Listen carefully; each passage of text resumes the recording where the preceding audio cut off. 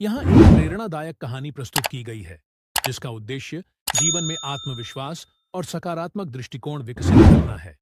असफलता से सफलता की ओर। एक किसान की कहानी। एक गांव में मोहन नाम का एक किसान रहता था। वह मेहनती और ईमानदार था, लेकिन किसी न किसी कारणवश उसकी मेहनत का फल उसे कभी नहीं मिलता था।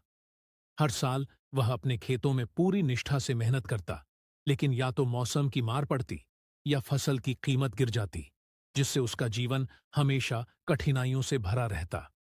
एक साल उसने अपनी पूरी जमा पूंजी लगाकर अपने खेत में गन्ने की खेती की। उसने दिन रात मेहनत की, पानी की उचित व्यवस्था की और फसल की देखभाल में कोई कसर नहीं छोड़ी। उसे उम्मीद थी कि इस बार फसल अच्छी होगी और उसे अच्छा मुनाफा मिलेगा। लेकिन दुर्भाग्यवश जब फसल कटने का समय आया, तो गांव में एक भयंकर तूफान आ गया और उसकी सारी फसल बर्बाद हो गई। मोहन इस हादसे से बुरी तरह टूट गया। उसे लगा कि उसकी सारी मेहनत व्यर्थ हो गई है और अब उसका जीवन बर्बादी की कगार पर है। उसने मन ही मन सोच लिया कि अब वह खेती नहीं करेगा। वह निराश होकर अपने घर बैठ गया और भगवान से अपनी किस्मत को कोसने लगा। एक साधु से मुलाकात। कुछ दिनों बाद गांव से गुजरते हुए एक साधु मोहन के घर पहुंचे। साधु ने मोहन के उदास चेहरे को देखा और पूछा, बेटा, क्या बात है? तुम इतने निराश क्यों हो? मोहन ने साधु को अपनी सारी व्यथा सुनाई। साधु ने मुस्कुराते हुए कहा, क्या तुम जानते हो बांस का पौधा और गेहूं का पौधा कैसे बढ़ते हैं?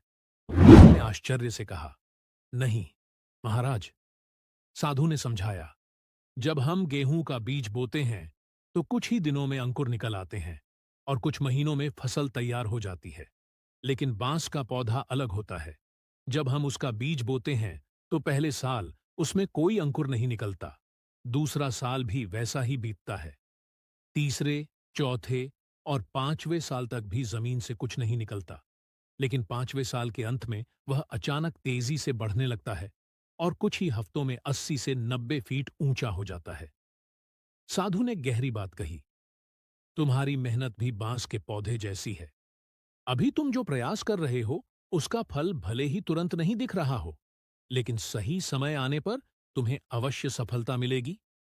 अगर तुम बीच में ही हार मान लोगे तो यह जान ही नहीं पाओगे कि तुम कितने करीब थे। नई उम्मीद के साथ प्रयास। मोहन को साधु की बातों से बहुत प्रेरणा मिली। उसने अपने भीतर एक नई ऊर्जा का संचार महसूस किया। उसने निश्चय किया कि वह हार नहीं मानेगा और फिर से खेती करेगा।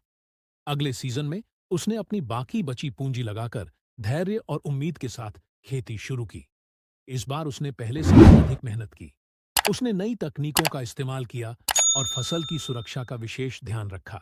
समय बीता और इस बार किस्मत ने भी उसका साथ दिया।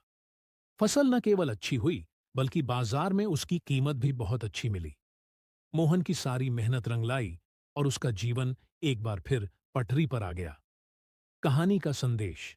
इस कहानी से हमें यह सीखने को मिलता है कि असफलता चाहे जितनी भी बड़ी क्यों न हो, हमें अपने प्रयासों को छोड़ना नहीं चाहिए।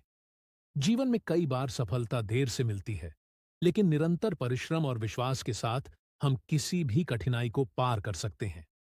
जैसे बांस का पौधा 5 साल बाद तेजी से बढ़ता है, वैसे ही हमारा भी समय आएगा। बस हमें धैर्य और आत्मविश्वास के साथ प्रयास करते रहना चाहिए।